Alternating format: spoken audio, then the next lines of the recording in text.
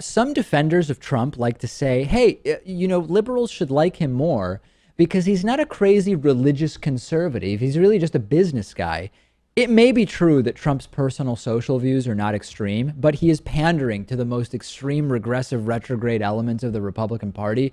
And he's capping that off this weekend by attending this ridiculous anti-LGBT event called Rediscovering God in America. This is happening in Florida.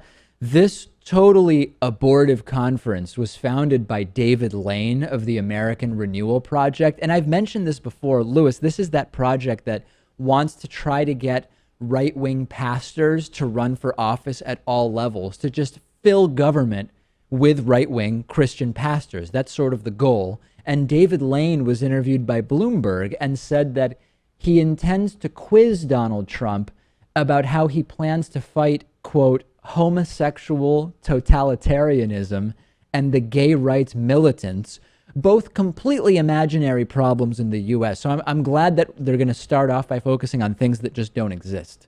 Yeah, well, this is something that Trump needs to do. When you run as a Republican, this is the kind of stuff you're involved in. Whether you believe it or not, you have to pander to these people and you have to try and get their vote. And it is a pretty disturbing platform they have. I mean, it's bad enough that we have so few scientists and engineers and those types of people running for office. And now they want to throw a bunch of pastors at us. Scary. Lane is a vocal opponent of LGBT equality. He said that gay people praying at a presidential inauguration back in 2012 might cause car bombs in Los Angeles, D.C., and Des Moines, Iowa, as a sign of God's judgment about the pagan onslaught of the LGBT rights movement. Again, all stuff that just doesn't exist, didn't happen.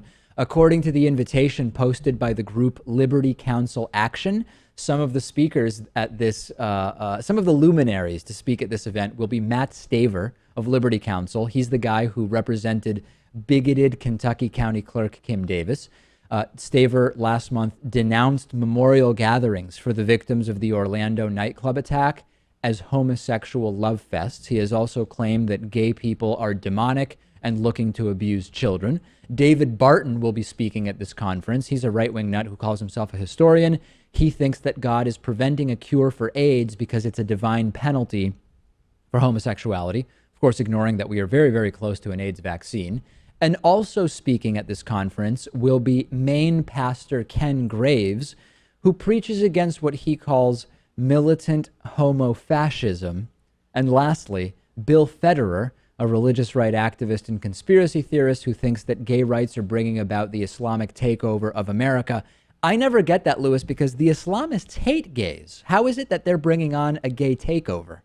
That is a great question. I don't know. This reminds me of when maybe it was Newt Gingrich said that Muslims, atheists, or Muslims are going to take over the country and force atheism on people. Right. It's they don't think about what they say. They just say things. When I hear people say, "Hey, Trump is actually pretty good for the LGBT community for a Republican," what I'm hearing is Trump doesn't seem to personally care about gay people one way or the other, and he also doesn't want them murdered. So in that sense, for a Republican, he's not a bad guy, I guess.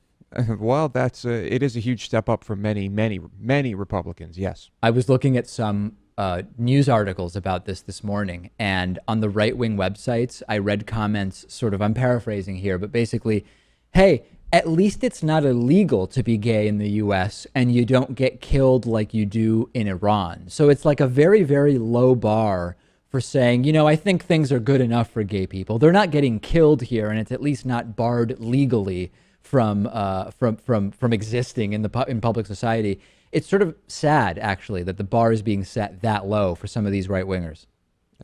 Yeah, but while there's some truth to that, we're well past that. And so, I mean, if you want to bring that up in other countries, by all means, it's hugely important. But that is their bar, and it's bad. After the break, I'm going to speak to attorney Mike Papantonio, the latest on his cases against DuPont for this horribly toxic chemical C8 that is produced. It's a byproduct of the production of that nonstick coating Teflon. And we will talk to Mike Papantonio about how, dating all the way back to 1961, DuPont had at least some reason to believe this stuff, C8, was not good for people's health.